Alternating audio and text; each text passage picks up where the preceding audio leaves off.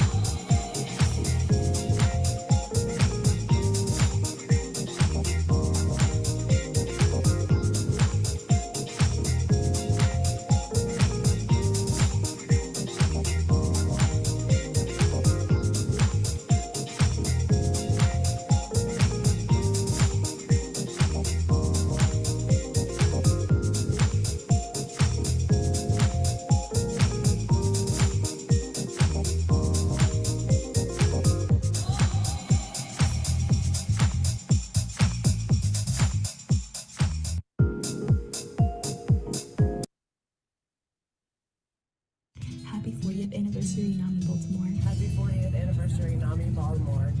Happy anniversary, NAMI Metro Baltimore. Happy 40th anniversary, NAMI Baltimore. Happy 40th anniversary to NAMI. Happy 40th anniversary, NAMI. Hey there, everyone at NAMI. I just want to say thank you for all you've done in the last 40 years to help contribute to mental health awareness in America. Congratulations on your 40-year anniversary.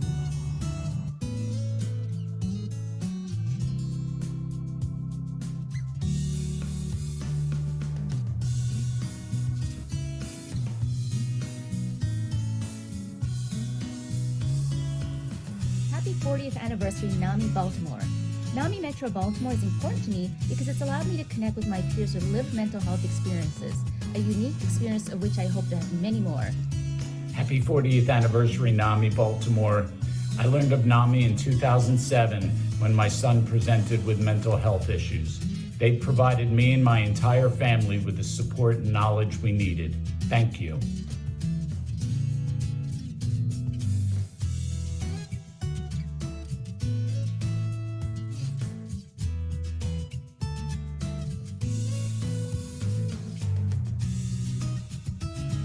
Happy 40th anniversary, NAMI Baltimore.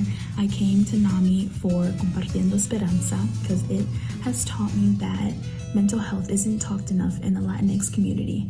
And NAMI is there to help and provide those important information and guidance for those that need the help. Happy 40th NAMI Metro. What a huge milestone and what an impact you've had on our wonderful city. BHSB values our partnership with you, and we look forward to many more years of working together. Thanks for being a fantastic partner and a rock-solid presence in our communities. And again, congratulations and happy 40th. Happy 40th anniversary, NAMI. My name is Akila, and NAMI helped me figure out more about mental health. My name is Jeremiah, and NAMI showed me how important mental health is. My name is Nia, and NAMI showed me how important it is to have trust.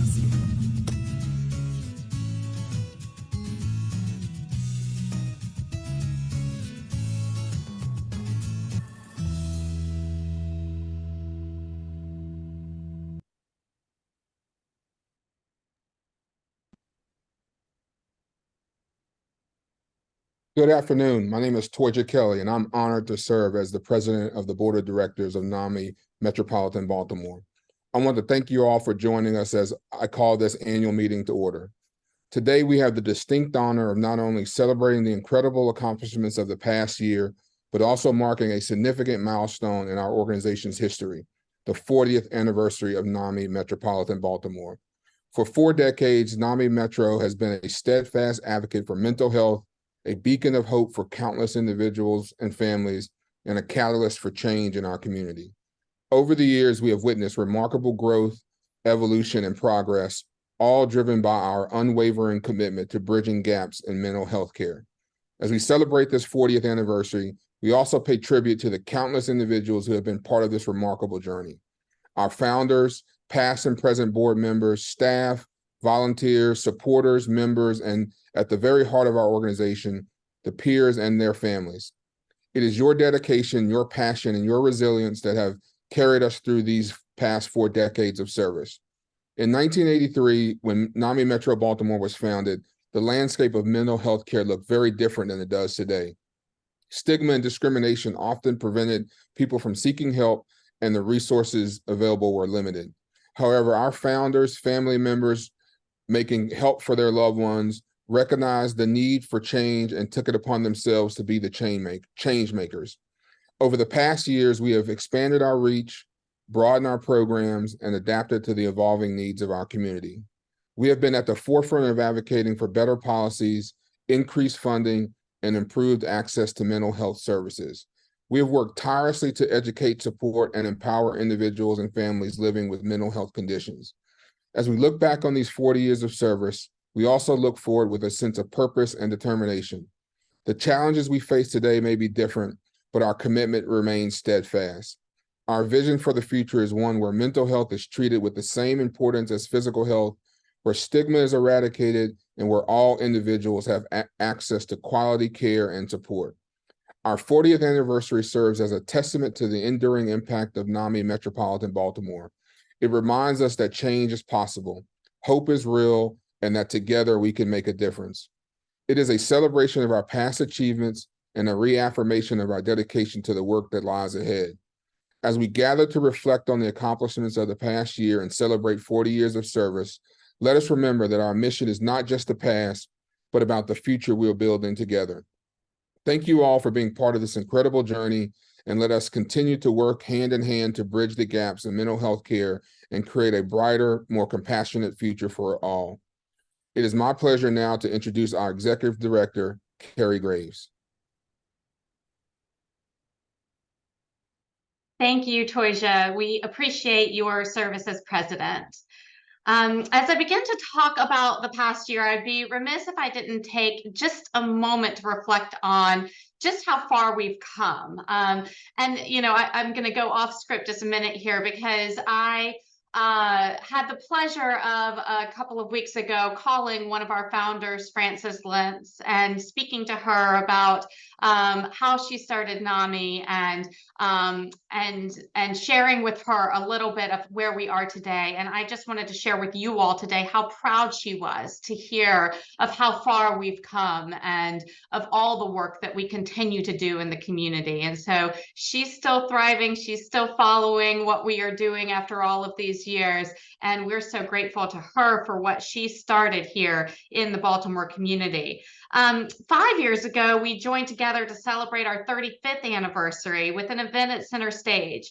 And in just the last 5 years alone, we've doubled our reach to individuals in Greater Baltimore. We've launched new programs, including Ending the Silence and Compartiendo Esperanza, to touch our most vulnerable community members. We've gone deeper than ever into Baltimore's most underserved neighborhoods, embedding staff members dedicated to growing our presence. And above all, we've continued to show up consistently for our young people, for schools, for companies, for providers, for law enforcement, and for our communities. NAMI Metro Baltimore has been here for all. Over the last year, we've continued on this growth trajectory. And with a new strategic bridge plan in place, we are focused on the gaps in our system, the areas where NAMI Metro Baltimore can play a critical role in getting individuals the help they need now. With a new youth and young adult engagement coordinator in place, we are reaching more schools and developing new programs for youth. And our 3 outreach coordinators are hyper-focused on our priority communities of East and West Baltimore and Essex, ensuring that we have the right anti-stigma initiatives in place to reach this diverse population. And we were able to experience all this growth at such a fast pace because of generous donors and foundations that recognized that this was no time to back off on funding for mental health programming. We budgeted aggressively for growth and even anticipated falling short of our revenue goals as we set out for the year ahead in an uncertain economy. But we ended the year in an extremely stable financial position, positioning us well to achieve our ambitious future goals. Our attendees today will receive an emailed copy of our annual report showcasing all of our successes over the last year. NAMI Metro Baltimore has been at the forefront of addressing the mental health needs of our diverse and underserved communities. We understand that mental health disparities persist, and we are committed to bridging the gaps. Our culturally competent programs and initiatives have made a meaningful impact in reaching individuals from all walks of life.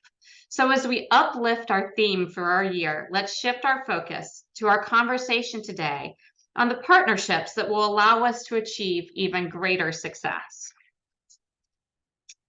So with that, I am very excited for our panel conversation this afternoon and to hear from just a few of our valuable partners and volunteers who are helping us to bridge those gaps. We're going to be on a very tight schedule for this conversation. I expect that it will be a robust discussion, so bear with us. We've got a lot of ground to cover. However, we are going to try to save some space at the end of the program for questions from our audience. So if you have a question that you would like answered, please do drop that into our Q&A box at the bottom of your screen. Please make sure to use the Q&A rather than the chat function for those questions, just to help us keep those all in one place and ensure that we're receiving all of them. And so with that, I am pleased to welcome Dennis Valera as our moderator for this conversation. So Dennis is a reporter at WJZ, where he's been on the team since last December. His career has taken him all over the country, but he's originally from Chicago. He's a general assignment reporter by title, meaning he could be covering anything at any time. However, he typically gravitates towards stories about people's health, physically and mentally. Those are the stories where he feels communities' problems are rooted, and he can really make a difference with his work. Dennis, thank you so much for joining us today. Happy to be here. Great. I will turn it over to you for our panel conversation now. Awesome. Well, I just first want to say thank you to Carrie and everyone at NAMI that decided to have me do this. It really means a lot. It's a very important conversation, and gaps in mental health care often come up in my reporting. So I'm very happy to be a part of this. Now, we just heard Carrie and Toyja talking about NAMI Metropolitan Baltimore's work over the decades, but especially in this last year, that not only helps support our community, but also fill those unfortunate gaps that are left open by our health system. And today we're going to delve more into this topic that touches thousands of lives in Greater Baltimore. Mental health care has long been plagued by disparities, stigma, and limited access to resources. However, NAMI Metro believes that through strategic collaboration and community engagement, we can transform the landscape of mental health care, ensuring that no one is left behind. And tonight we are joined by some of NAMI Metro's esteemed partners and volunteers, and together we will explore the power of community partnerships and dismantling barriers, expanding access to care, and fostering a more inclusive and compassionate society. So we're first going to welcome Dr. Payam Shekatari, then Dr. Vernon Hurt, and Jeremy Carlos Figueroa. In a world where men are often so reluctant to talk about mental health, it's great that we have three men very willing to do so. Now, we're going to first start off with an intro of each panelist, and then I'm going to ask each one of them to share how stigma comes up in their roles. And so that's something to keep in mind for each of our panelists as I introduce each of them. Now, first, we're going to start with Dr. Payam Shekatari. Now, he is a faculty member at Morgan State University. He's been there since 2005. He holds 4 job titles at MSU, Professor of Public Health in the School of Community Health and Policy, Director of the Prevention Sciences Research Center, Co-Director of the Ascend Center for Biomedical Research, and Director of the Community Aligned Research Solutions Program, better known as Morgan Cares. Now, Morgan Cares was launched in 2019 to facilitate close, effective collaboration between community-based health organizations in Baltimore City and public health researchers, as well as academicians in MSU. Disrupted by COVID-19 soon after its establishment, the program has marched on ahead, gaining hundreds of community partners. So, Payam, first question, how has stigma impacted your work? Well, first of all, thank you so much for this great opportunity to be part of this wonderful panel. And it has been an honor, truly an honor to be working with NAMI, and congratulations on the 40th anniversary. I would like to say that as a professor, as a researcher, and as administrator, stigma has played a significant role, First of all, in public health, mental health and stigma are kind of correlated because it reduces the accessibility to healthcare, and actually it becomes a major barrier for people who are suffering from mental illnesses to seek help and to basically get the care that they need. Students often, are stressed out, and especially the students that come to an HBCU, often need counseling, need help, and you could see how issues around the mental health stigma could become a barrier to that. But more importantly, you mentioned Morgan Cares. Like recently, since 2019, we have been working on creating some infrastructure so that we bridge another gap, to bridge the gap between research and the applications of those research in the community. And in Morgan Cares, we have been recruiting members from community, the leaders, stakeholders, representatives, everyone. And then also from the academia. And we have been trying to, first of all, connect people to form research partnerships that are mutually beneficial. And then after that, to help, those relationships to become to nurture into some projects and some activities as a result of those relationships. And mental health stigma, in that sense, it's a major, neglected area. First of all, since we, see that there are a lot of stigma, people are reluctant to talk about those things. And often, though, there is a lack of understanding in the public. There are some cultural issues and some, other factors that come into play, adding to this problem. And as a result, you see the policymakers and people who, need to allocate resources. They often, prioritize the mental health as something like at a lower rank. And all these things have come to play. And, I think this is a major issue. It's a major barrier that we need to work on. Thank you, Payam. Next up, we have Dr. Vernon Hurt. He has served as the Vice President of Student Affairs at Towson University since 2020. He has more than 18 years of experience in higher education, including serving as the Associate Vice President for Student Affairs at Iowa State University, where some of the efforts he led included leadership for 16 departments, and functional areas and campus-wide initiatives, including the Critical Incident Readiness Team, Sexual Misconduct Leadership Committee, Academic Success Center, Multicultural Student Affairs, Center for LGBTQIA+ Student Success, and Veterans Center. Dr. Hurt also served for 5 years as the assistant to the Vice President and Senior Associate Dean of Students at the College of William and Mary. Dr. Hurt received a BS in Psychology from Bowie State University, a Master of Divinity from Virginia Union University, and a PhD in Education from the University of Tennessee. So Vernon, question for you, and Payam kind of touched on this a little bit in his answer. How has stigma shown up on campus and around your role specifically? Sure. Well, first of all, just want to thank NAMI for the opportunity to be on the panel. We really are fortunate to have NAMI as a great partner in this important work, and certainly a happy 40th anniversary to just really this game-changing, transformative organization in our community. The pressures that college students are facing seems to elevate every year after year. And so, in many ways, we're in a much better place when it comes to stigma.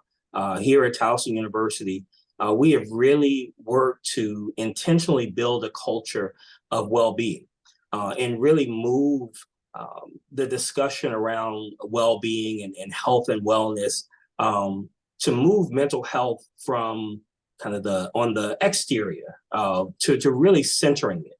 And when students think about well-being, they're really beginning to center mental health as a part of their well-being. But the reality is stigma is still alive. Payam mentioned earlier about, our students come from various diverse backgrounds, diverse experiences, and whether it is cultural norms that sometimes impact their lens around mental health, or even accessibility. I mean, I was a first-generation college student, was fortunate to, have a really supportive family, but certainly grew up with friends who were more economically disadvantaged than I was.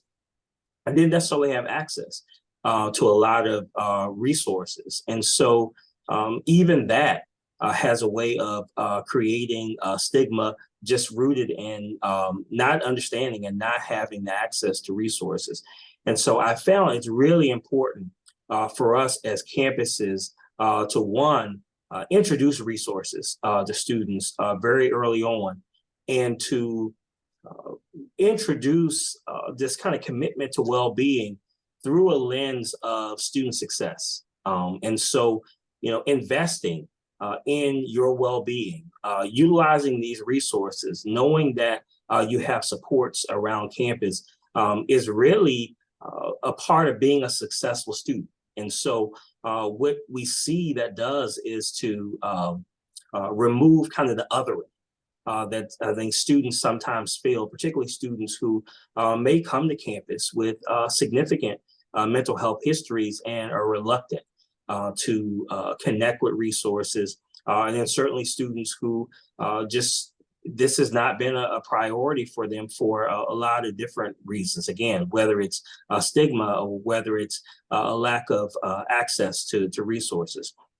We also know it's really important in those initial connections for students to be able to connect with supports that they see themselves in, that they have shared experiences, shared connections. And so we've been fortunate that over the last 5 years, we have been able to expand in very significant ways, whether it's clinical supports, whether it's additional community partnerships, other resources on campus to really help ensure that our students aren't just surviving, but they're really able to flourish. And these supports are so important.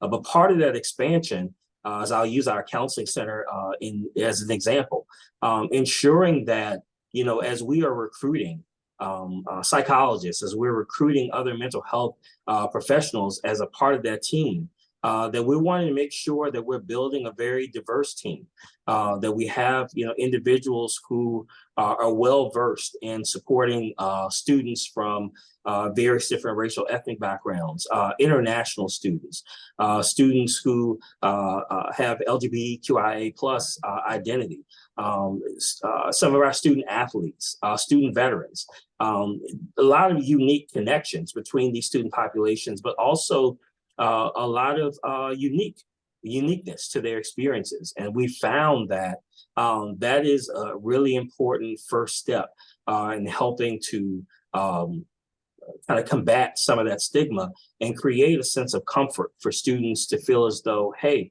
there's someone on my campus that gets me, that I can connect with. And we find that those connections really help to make students even more comfortable with prioritizing their mental health. Thanks, Vernon. And then our last panelist, Jeremy Carlos Figueroa. He is a junior at Stevenson University studying biochemistry and is on a pre-dental track with family roots in Peru. He's also an active member of Stevenson's Organization of Latin American Students and is currently serving as the group's co-event director in training. Now, Jeremy volunteers with NAMI Metro, where he shares his story as part of their Compartiendo Esperanza program. And Jeremy, we know that there is an intersection of race and mental health issues. I can definitely relate to that, especially as an Asian American. How has stigma shown up in your community specifically? Yeah, I just want to take a second to thank NAMI for inviting me to their panel today. As a Latino in my community, the intersection between race and mental health stigma is unfortunately quite prominent. Many people in my community, including myself, were not well informed about mental health. As a result, my people associate mental health with negative belief, such as viewing them as the work of the devil, or even relate to them to brujeria, which is, I guess, witchcraft. With some even considering mental health as mere excuses. This mindset has created a significant stigma surrounding mental health in my community and discourages my people from giving the necessary attention and urgency to their mental health needs. All right, Jeremy, thank you. All right, well, a lot of really great perspectives already, but we're going to jump into a few more questions now. So you each represent different facets of NAMI Metro's work in the community and their efforts to reach diverse populations. Let's start by setting the stage. What are some of the unique mental health needs facing the community you serve? And Vernon, we'll start with you first. Absolutely. So, our campus is a very diverse campus.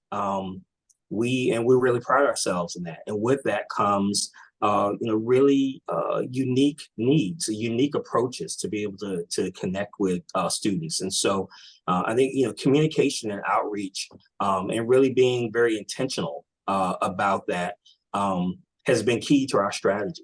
And really helping to, how do we introduce resources to students? How do we begin to invite them into the conversation around the importance of maintaining good mental health? And so having a diverse campus community means really having to be intentional about that, that communication and how we encourage that. I think it's been really important for us as a campus that as the leadership of campus, we have been fortunate that even at the presidential level, students hear campus leadership talking about mental health, talking about the importance of mental health. They're seeing investments in supporting their mental health. And that goes a long way because you can talk about it, but until students really feel that support, they feel that sense of connection, they see evidence of campus prioritizing this as important to their success, important to their well-being, that alone can be a barrier. And so I think it's important for campuses to ensure that we're talking about it, we're modeling it as we can. As a leader, it's really important for me with my students to model my own care for mental health, my own care and commitment to my personal well-being. You know, it's kind of walking the talk, if you will. And so, you know, that has been a really important part of the positive strides that we're seeing. And again, having partners like NAMI, the expertise, the resources that are available that we're able to leverage and connect our students with, you know, it's critically important.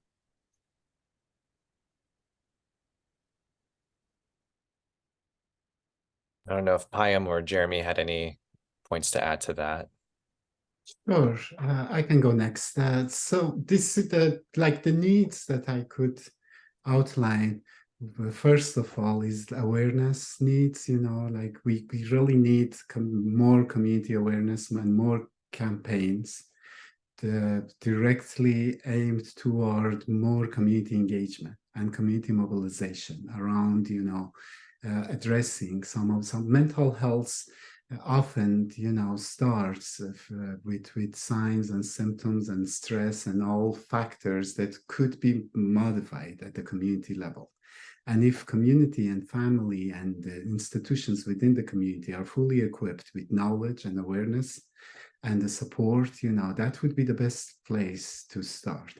The second part is there are mental health services, but unfortunately, if you think about the distribution of those services across the map, you see the underserved community that they need those services most, they often get least.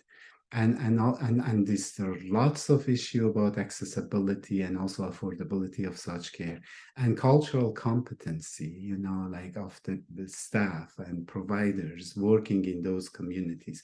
So we need better linkage, we need more services and better services. And that's where research also comes through. We need bring research into the community. Often people in the community think that research is like just limited to biomedical research and in the labs, but most of the research is the one that you could do inside the community, working, you know, with community members to find answers to the questions that as a result you can design better programs, you can evaluate what's existing and try to make it better. And therefore there are you know, all these kind of needs. And just the takeaway would be community engagement is the most piece, I believe. Great, thank you. To continue on this point, Payam, if we can start with you on this next question as well, can you share some insights into the cultural or social factors that influence mental health for the population that you serve? And if any other panelists have anything to add, feel free to speak after Payam is done with his answer. Sure. So we are dealing with health equity and health disparity. So population that we intend to serve are underserved communities, and social factors, they're rooted in socioeconomic status and social determinants of health. So it's well documented that, you know, one of the primary determinants of mental health is like the things such as financial hardship, lack of educational opportunity, limited access to quality healthcare.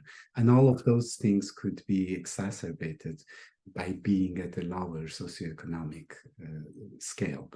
And another thing is cultural perceptions. You know, we have a lot of good cultural norms, but there are often cultural norms that kind of, you know, attribute mental health to supernatural causes. It could put a lot of emphasis on the individuals. You know, it's a sign of weakness for someone to even express that they have mental issues. And those cultural norms, you know, are very important factors that need to be addressed. And I think there are also, you know, like religious institutions are great assets to host support groups and all those things. But again, often, you know, the message that it's communicated could be contradictory to what's needed in terms of like the need for support, the need for understanding of the people who are suffering from illnesses, and all those factors, come into place with like when we want to build a partnership and bringing projects. So I think these are the context that we need to understand that we're working, and some of those factors should be the primary target for interventions. I certainly agree with everything that Payam has shared. One of the things that my students and this generation of students are dealing with is kind of combating this this sense of kind of a false image of perfection. I think about social media as a really significant social factor. Imagine, students are being just surrounded by these really false images of, everything is going great, perfection in life. And unfortunately, it creates another level of pressure for so many of our students, pressure to succeed, pressure to be the top, the best, pressure to reflect certain images that they're seeing celebrated in society. And then along with that, certainly pressures to not embrace the reality at times that, hey, I might be struggling. I need some help. And to some of the points Payam made earlier, not wanting to take advantage of resources, not wanting to explore their mental health out of concern that, what does this say about me? Does this say that I'm not capable? Does this say that I'm weak? And so students often struggle with these types of challenges. And it's important for us to introduce voices, to introduce resources that combat those types of challenges and really empower students to be able to be okay with the reality and knowing that focusing on mental health, focusing on your well-being does not make you weak. It actually is a sign of strength and even courage in many ways. Yeah, and I would also like to add on, as someone from the Hispanic and Latinx community, I believe many of my people are discouraged. Some of the cultural and social factors can include, I guess, the language barriers. Majority of the people in my community can only speak Spanish, and we live in a country that predominantly communicates in English, which can become a huge problem when accessing like mental health. Great answers. Thank you all so much. Now, just to reiterate, NAMI Metro, they believe in collaborative partnerships to eradicate stigma and ensure access for all. And so, Jeremy, this question is going to go first to you. Why is it important for you to partner with NAMI Metro to bring peer-based services to the community? Yeah, so partnering with NAMI Metro Baltimore to bring peer-based service to my community is deeply personal to me. As a first-generation family, I have experienced challenges of navigating a new country's healthcare system. I've witnessed the health disparities within my community, particularly when it comes to accessing oral care. Language has been a significant barrier as early as I can remember. From recent personal experience, my parents have started therapy. However, it took longer than expected to find a therapist because it's really difficult to find a therapist who speaks the same language and comes from the same background. By collaborating with NAMI, I see an opportunity to make a difference in bridging these communication barriers. It's my way of giving back to the community and ensuring that others don't face the same stigma as I did when I was younger.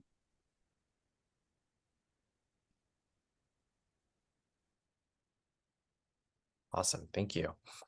Dr. Shekatari, I understand that Morgan Cares is one of NAMI Metro's newest mental health hubs with a focus on serving the East Baltimore community. You likely have a unique lens on partnerships coming from a forward-thinking research-based perspective. Can you share a little bit about how research plays a role in your work formulating partnerships in the community and the significance of that for your hub partnership with NAMI Metro.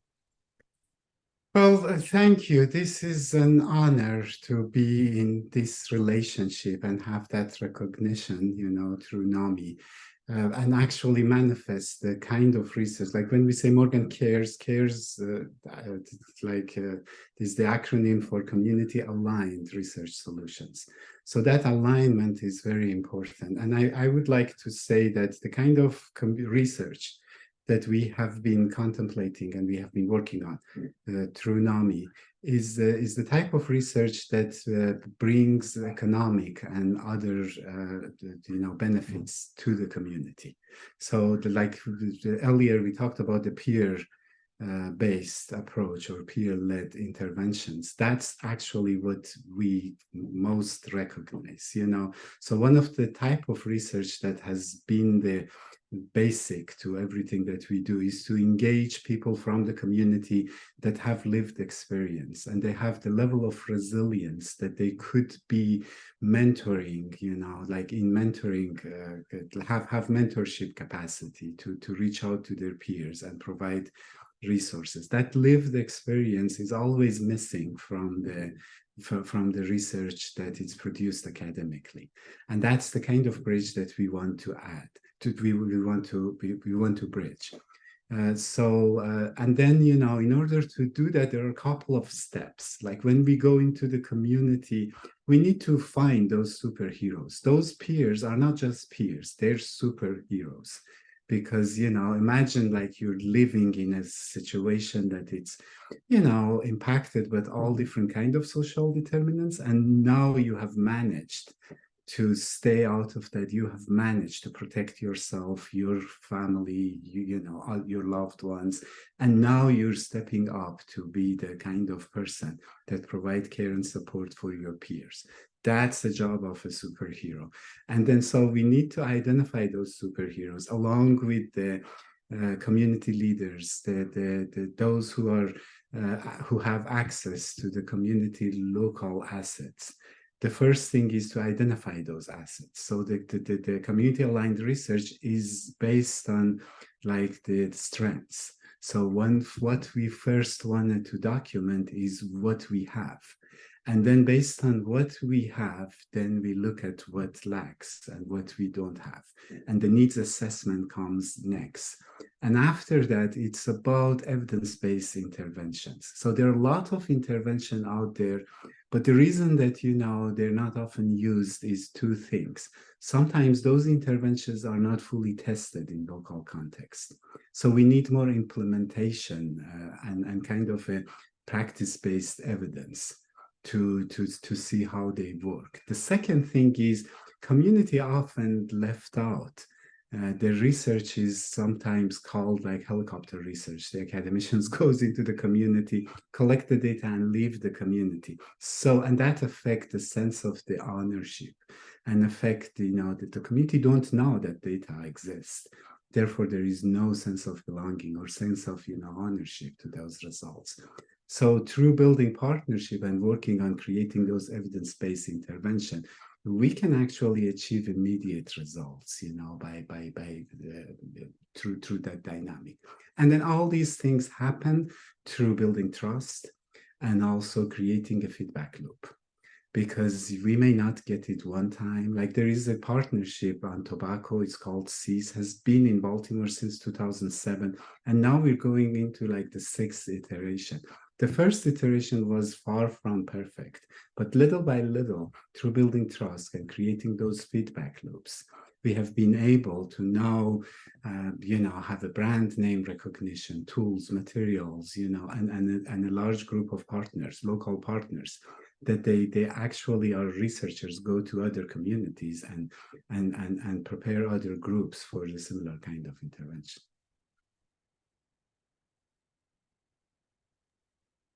Fantastic, thank you. Jeremy, this next question is for you to start off. You are here representing NAMI Metro as a volunteer trained in one of the newest programs, Compartiendo Esperanza, which is an anti-stigma presentation series for those in the Spanish-speaking community. Why did you want to train in this program specifically, and what does it mean for you to be able to provide to this community? What are your hopes for positive outcomes? Yeah, so I decided to train for Compartiendo Esperanza because it aligns perfectly with my commitment to supporting my community. From the very beginning, my career choice of becoming a dentist was driven by the desire to give back. My career choice, particularly offering my community the chance to speak in their own language, to feel comfortable and regain their confidence in receiving oral care.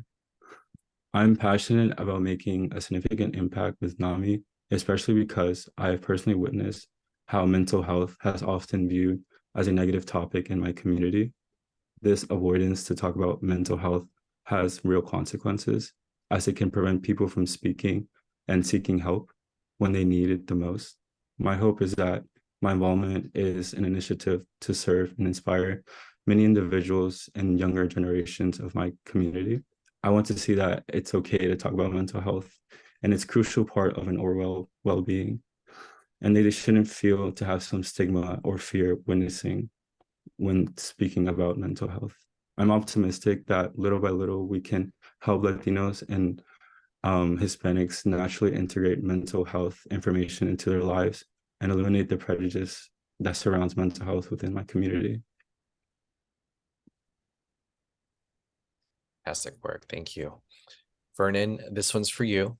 So Towson University participates in NAMI Metro Baltimore's I Will Listen campaign held each October.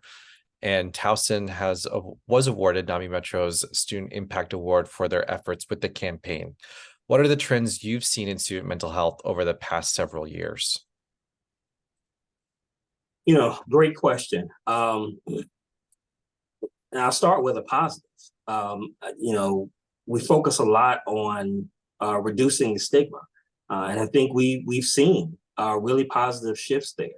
We're seeing, more students feel that sense of freedom and empowerment to utilize resources, and we're really focus in on their own mental health. So I think that's a really great, positive.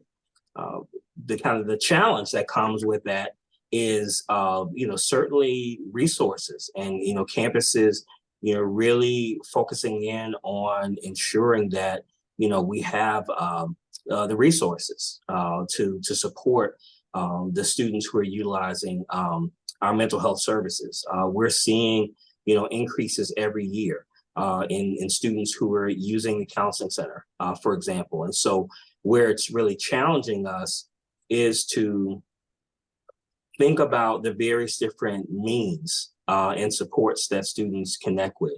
One of the really important trends is that students are using a variety of different resources. So, here at TU, we have invested in, traditional counseling services on campus, but we're seeing, increases in students who are engaging in group counseling or group settings, for example. And, I'll highlight one group, African-American men, that is certainly my population of individuals. And, it's a population that, historically lived with a lot of stigma, whether it's, culturally, whether it's based on traditional gender norms, what have you. And this is a particular group that, through a sense of community and having mental health focused in a real group setting, you've seen that community empowerment, you've seen that community lift. And thus, we're seeing more African-American men on our campus who are utilizing resources. We also know this generation of students are very technological. Being in the web space. And so we've seen some students utilize resources like Together All, which is basically taking a social media platform concept, all focused around mental health. So it provides a different type of peer-to-peer support, but it's supported by mental health professionals. And so, we're seeing that students are connecting to resources in different ways. Their preferences around, resources, is very diverse. But the very positive trend that we're seeing is that more students are utilizing resources. More students are, becoming ambassadors. More students are using their voices of influence to influence their peers in very positive ways. And, I think at the end of the day, that's what we all want to see. Is really students in our entire communities feeling more empowered to focus in and utilize those resources to support their own mental health. Absolutely. And this is the last question, and definitely would love everyone to respond to it. So what are the mental health service gaps that you see or feel in the community that you represent? What are your hopes for how a partnership with NAMI Metro can help fill those? And we'll start with Payam. Well, thank you for asking that question. I would say the first gap, first of all, there is the gap in accessibility and affordability to services. But one of the most important set of services is having like this loving, caring, support environment within the community. So I would say like the kind of, tools and settings and support groups that could, get into the root causes of mental health. I saw in the question about how mental health has affected you, what's your magic, wand to address them. I would say when we think about mental health, it starts from something mild that all of us, I think no one that I have seen in my life could say that I have never been depressed or I have never had anxiety or things like that. I myself, used to be a severely shy person. If I was on this panel like 10 years ago or 15 years ago, my heart was racing like, I couldn't. So those are the kind of things that it's mental health. And a lot of those things, the magic wand is love, is care, is that, oneness. So this is the stress. The stress start at the mild, levels, and then it escalate to the moderate, and it comes to a point that it actually escalate to something we so-called like a total disorientation and psychotic, manifestations. But all starts with these, like levels of distress. Like we have child abuse, we have domestic violence. Those are the main, causes that lead to someone become, we have this historical trauma. So I would say like community awareness is very important to just mobilize community around making better use of the local institution, better use of the faith leaders, better use of, the teachers and counselors who are local to the community to basically reach out to one another. And the second, but then, we need the system, we need a supportive system, which it goes to the like more services in the community, more investment, more, spending on mental health, making the services culturally competent, and also having specialized services to deal with mental health issues, such as like conditions such as PTSD, eating disorders, early childhood trauma, this generational trauma that pass on. This requires specialized program. Support for families. It's so difficult to have someone with severe mental health, issues in the family, and those family need support in order to do a better job in caring for those people. And also, Jeremy mentioned about the language barriers. We need to take into account that like someone having difficulty with their feeling and now, try to translate this feeling into a foreign language, it's a huge barrier, so we need to just create special programs for immigrants, for, the people with whom the English is not their, native tongue, and also specialized program for youth and adolescent. That's a very critical time. And if we invest in that, then that would also address issues around like violence, substance abuse, all those things. And this requires, again, we need to have a strong community, fully engaged, fully mobilized, demanding the system to bring services to their community. And that's what it takes to address the problem, I believe.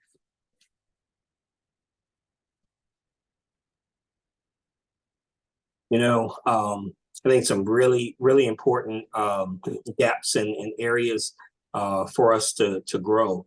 When I think about the college campus setting, I'm really fortunate that here at TU, we've been able to make some really significant investments in mental health supports. But despite that, recognizing that we can't do it all. It really does require partnership in the community. It requires partnership with other campuses. And so, that's continues to be the opportunity, is how do we continue to build those important partnerships, because as our communities become more diverse and those needs become more diverse, there's not one sector, one organization that's going to be able to do it all, but making sure that we're maximizing those partnerships. I think it's also important, just thinking about the campus landscape, that of course you're going to have champions in those kind of traditional spaces, like our counseling centers. But I think it's critically important that we continue to focus on culture and build that buy-in and those partnerships in every sector of campus. I'll use as an example, our focus here at TU has really been on integrative health and well-being. So one of the things I have really enjoyed seeing among my colleagues is, how the counseling center, for example, is partnering with campus recreation. And campus recreation, an area that you may not think about so much at the core of the mental health discussion, but really seeing those two areas and those two groups of experts thinking about mental health and thinking about well-being in a very integrative way. We're fortunate here to have faculty who, really are in tune and really center the lives of our students beyond what happens in the classroom. The reality is that's not the case on every college campus. And so, how do we do that important work of making sure that we have ambassadors and we have partners all across campus? And Payam mentioned earlier the importance of education and training.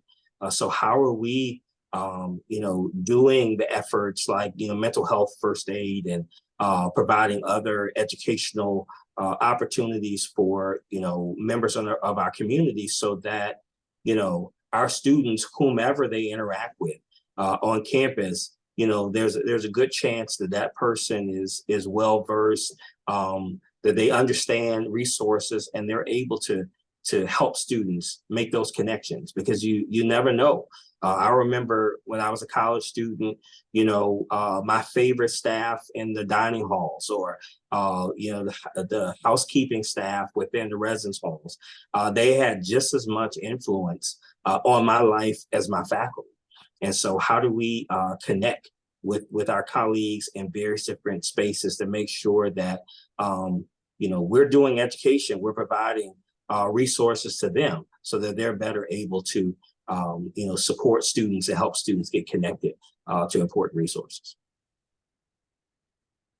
Yeah, I just want to add on, as a representative from the Hispanic and Latinx community, I believe one of the major gaps is just the lack of information. I wish I knew about NAMI since I was in high school. I'm currently a junior in college, and if I were to know about the resources that NAMI provides at an earlier age, I would have been able to connect with my community from the start of my academic years.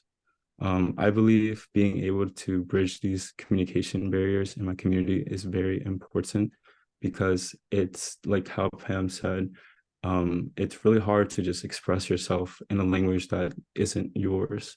And as someone who has the opportunity to speak both English and Spanish fluently, I believe I have great potential to be able to give back to my community. Really great answers by everyone.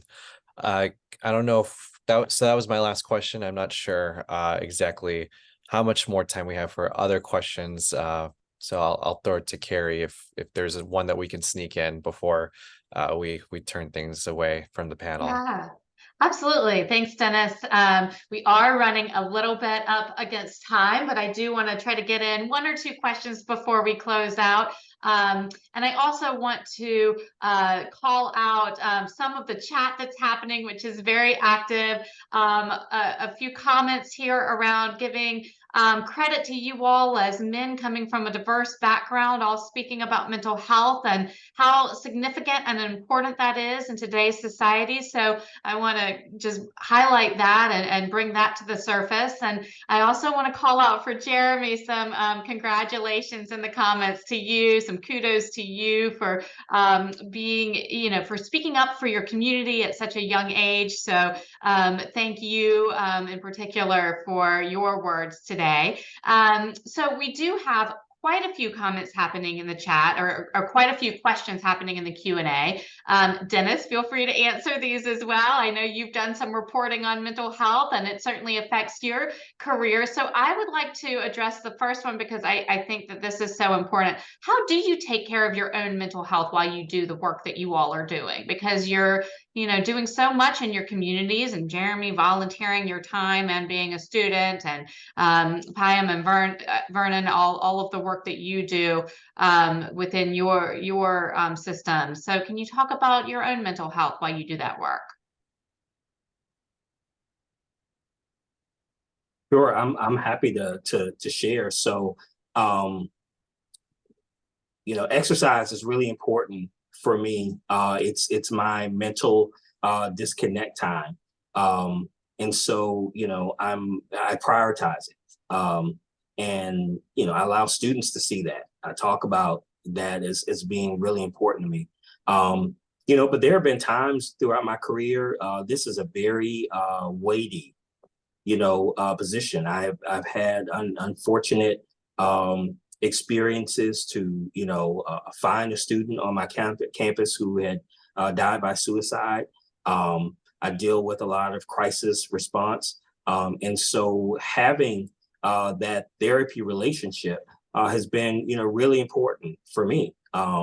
In being able to make sure I have space to process as I'm supporting my team, supporting our campus, providing leadership, making sure I'm not ignoring having that space and having that support for myself. And I can only imagine moments where that wasn't the case.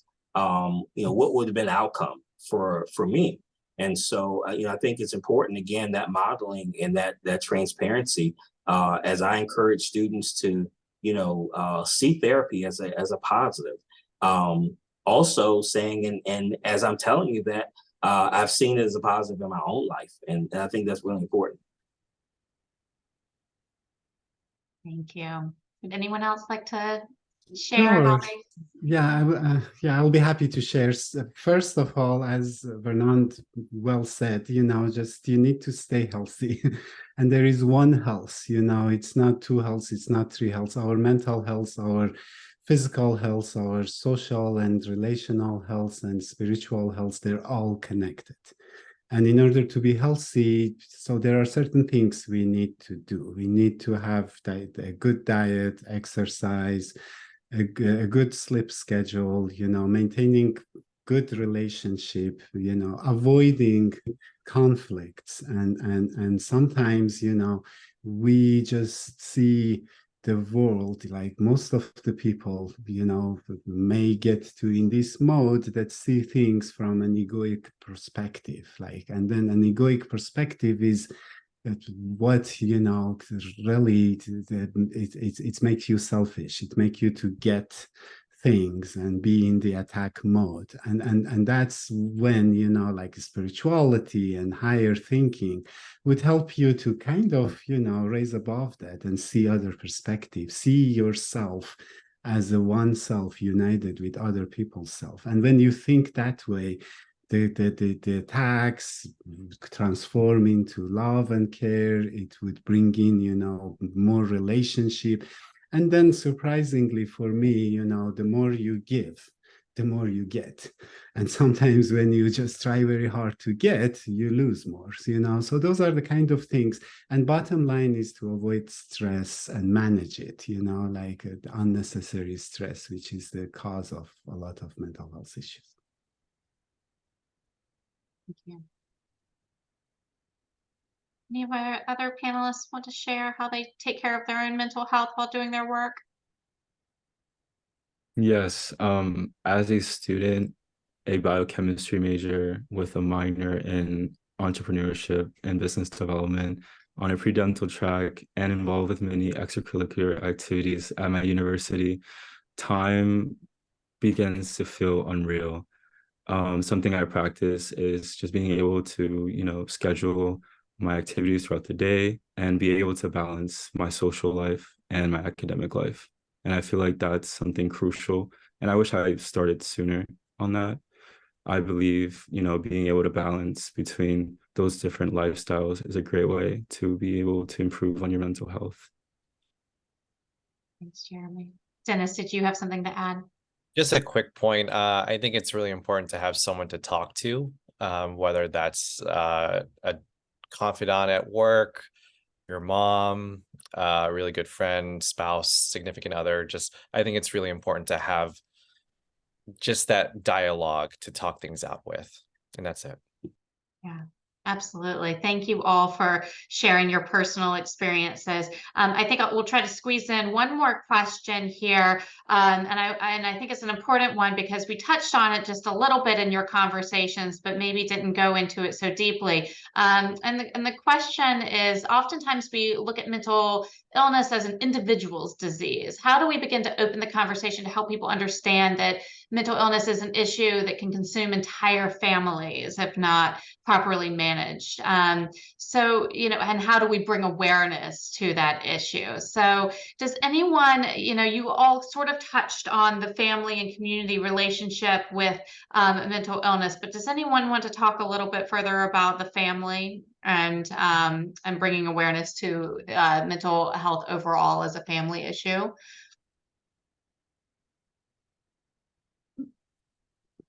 I would say that, you know, at the community level, like it's hard to think about abstracts. Like in academia, we categorize like this is individual, this is, you know, like the environmental. At the community level, you have stories. And those stories, you know, are unique in terms of how it progresses. I think those stories would be the best way to start and to see how, you know, it's not just individual that it's impacted. It's the story is, you know, just about a person having mental illnesses. It would be like all the things that go before and the kind of history, you know, and the progression and all those things. And also the use of art, you know, like at the community level, art is a language, you know, that could communicate the feelings. So the feelings are the abstracts, you know, at the community level. And that's the kind of things that we need. Like if we want to create dialogue between research and the community, we need to understand there are different ways of processing data and communicating knowledge. And those has to be translated. And that's when, you know, we could get to this academic again realm to see how, you know, what are the individual factors, what are the environmental factors, and through relationship, through ongoing trusting relationship, not maybe just in one conversation, we all grow with one another.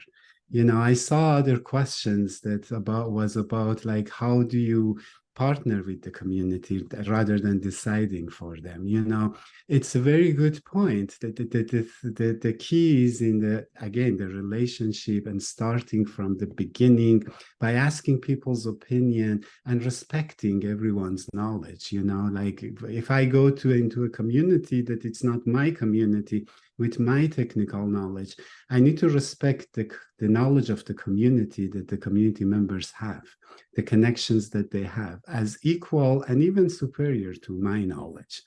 If you go with those kind of attitude, you know, then you're in a partnership. Otherwise, it's a top-down relationship. So you need to be in a true partnership, in a sense, be willing to listen and then create a listening and co-learning environment and be responsive to what you learn. And everyone, you know, to gradually come up with certain norms and do's and don'ts so that you create a foundation for a teamwork. And that's how things, you know, unfold. Absolutely. But just, you know, briefly build on that, because we have a unique experience on the college campus. It's really important that we establish that relationship with families as partners in supporting their students, but also institutionally, how are we a sense of support to those families? It's a real shift when you're supporting your student who is no longer necessarily in your home, in that community, and so, you know, now you're partnering with an institution, you know, trusting that the resources will be available. And that's a real shift. And so, you know, we have to focus a lot on how are we being a support? What resources are we providing for families and navigating just that transition? And certainly some of the uniqueness of, you know, when their students have significant mental health histories. And so, you know, we're trying more and more to partner, to position ourselves as both partners, but also supports to families. Thank you, Ernan. Absolutely. I want to thank you all so much. This has been an incredible conversation. I want to acknowledge that we've got several more questions in the chat, some of which are questions around finding good therapists, again, around family support. So I do want to encourage everyone to utilize our helpline number. Nova will drop that back in the chat again. I know it was in there earlier, but we can certainly help you navigate all of these challenges that you might be experiencing as a family or an individual, and get you connected to resources within the community. There is a question in our Q&A about funding, which I'm always going to answer because I think transparency and where your money is going is incredibly important. And so one of our generous donors mentions that NAMI has been very helpful to my family over the years, and that he and his wife have made contributions, and that the Family Foundation, where he served as a president, has supported us, which is the Charles Crane Family Foundation, which we're grateful to have their ongoing support. And he asked if those contributions also benefit NAMI National. And I think it's an important point to make that we have to raise all of our money here locally, and that all of the money that you donate to NAMI Metro Baltimore stays here locally to be able to implement the programs that we do within Baltimore City and County.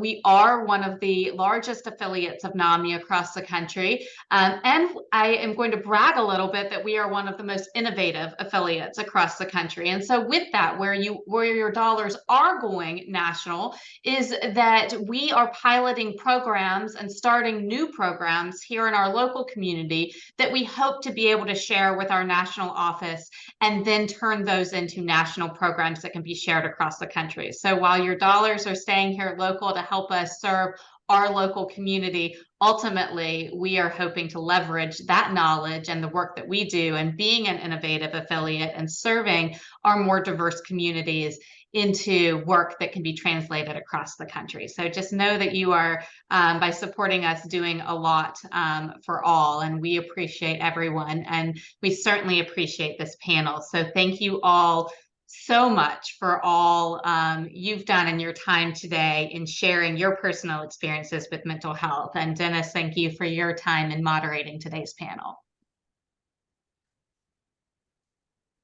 Okay, so let's continue on here with our annual meeting. And continue, please, to chat in. We're loving this conversation that is going on in the chat, and grateful to everyone for your energy this afternoon and for sharing all that you have so far. So the annual meeting is always a little bit bittersweet, as it marks a time where board term limits come to an end. Our board members are integral to the success of this organization. They set the strategic direction, they raise critical funds to ensure our success, and they are ambassadors in the community, working tirelessly to raise awareness and build partnerships. We have 5 board members who have reached their term limits and will be rolling off the board this year.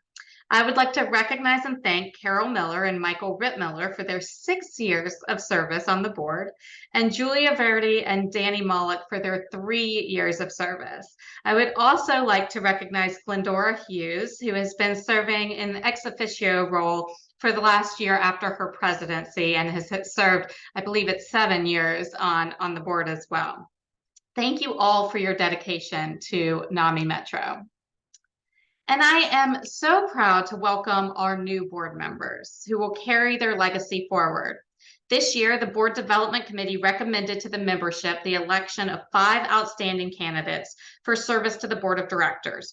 Our members have been voting electronically over the last month, and I am pleased to re-welcome Amanda Lattimore for continued service on the board. She has already served 1 3-year term, so not new to the board, but continuing her service. And to welcome our newly elected board members who you see on your screens now, Brendan Lau, Jasmine Parsons, Darla Ortel, and Shari Tompkins to the NAMI Metro Baltimore Board of Directors. Thank you all for joining us, and we're excited for your service ahead. Okay, now we move into my favorite part of today's meeting. You all have seen some of our volunteers in the chat today talking to each other, and we are really here to celebrate you. I know my team is also in the chat watching the rest of you that may not be volunteers yet and hoping that you will join us in the future. So if we're not convincing you already, we hope that by the end of this, we will have convinced you to join us. It is a profound privilege to recognize those who truly stand at the heart of this organization, our NAMI volunteers. The work we do at NAMI is not just a mission. It's a lifeline for countless individuals and families in our community who are navigating the complex terrain of mental health. My heart brims with gratitude and appreciation for our volunteers who have been the backbone of our organization. Your unwavering commitment, tireless efforts, and boundless compassion has been nothing short of extraordinary. It is your selflessness that has allowed us to reach new heights and serve our community even more effectively.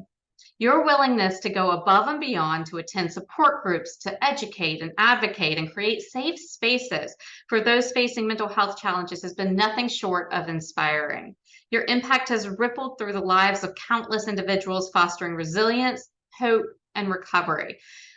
You see all the names on your screen. I can't possibly read all of these names out loud and get us out of here on time. So, but I do want you to please join me in thanking these extraordinary people who stepped up for all of us when we needed you the most. You allowed NAMI Metro Baltimore to continue to serve, and we are grateful. And you can trust me when I tell you that the community is grateful.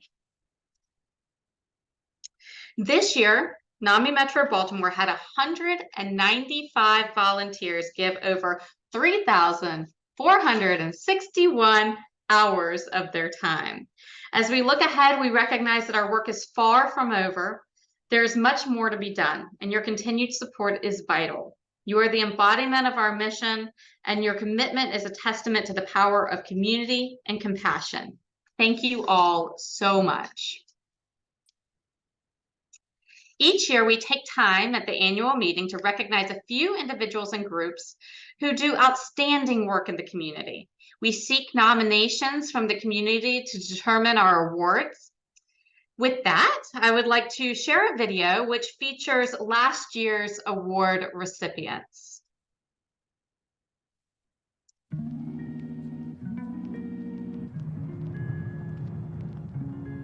Good afternoon, everybody. My name is Latoya White, and it's my honor to present this year's Francis J. Lentz Mental Health Professional of the Year Award as last year's recipient. Today, we gather to celebrate the outstanding contributions of Mrs. Sharnice Coleman, a very special mental health professional who has left an indelible mark on our community. Her commitment is evident in her volunteer work for the NAMI Walk, her tireless efforts tabling at community events, and her dedication to advocate for people with mental health conditions.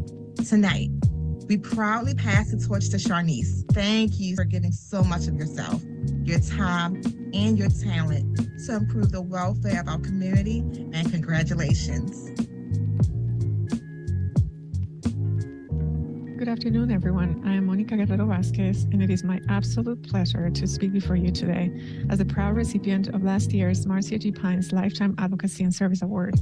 I have the privilege of passing the torch to Tricia Isenok, the former Regional Director of Population and Community Health at MedStar Health. Tricia's commitment to the well-being of the community here in Baltimore is nothing short but extraordinary. Throughout her career, Tricia has poured countless hours into supporting mental wellness initiatives. She has been a stellar advocate of NAMI Metro Baltimore, generously opening the doors of MedStar Franklin Square to host vital programs.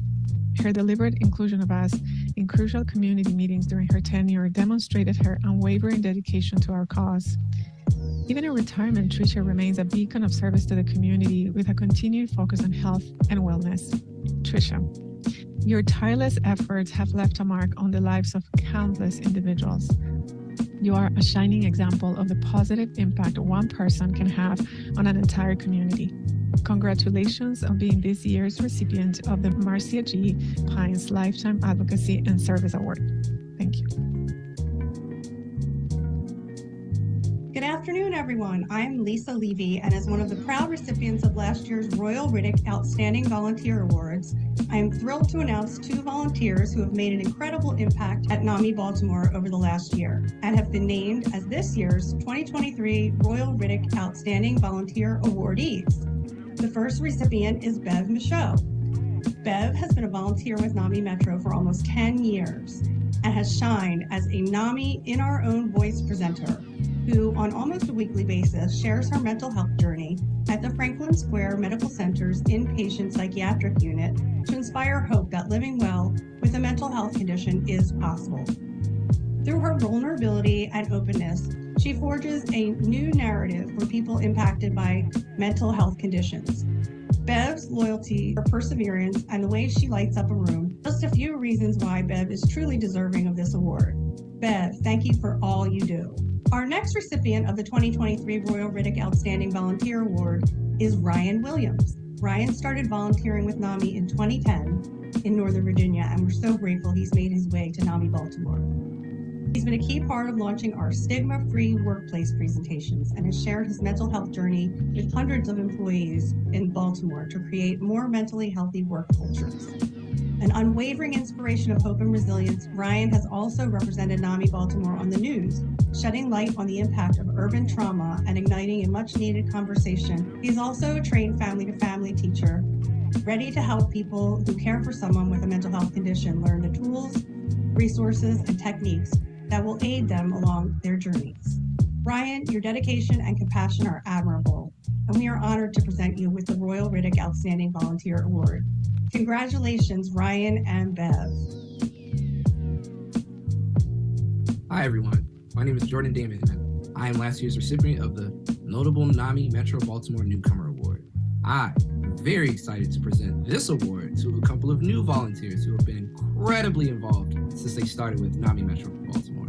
This year, our notable NAMI Metro Baltimore Newcomer Awards go to Melanie Hill and Mary Lawal.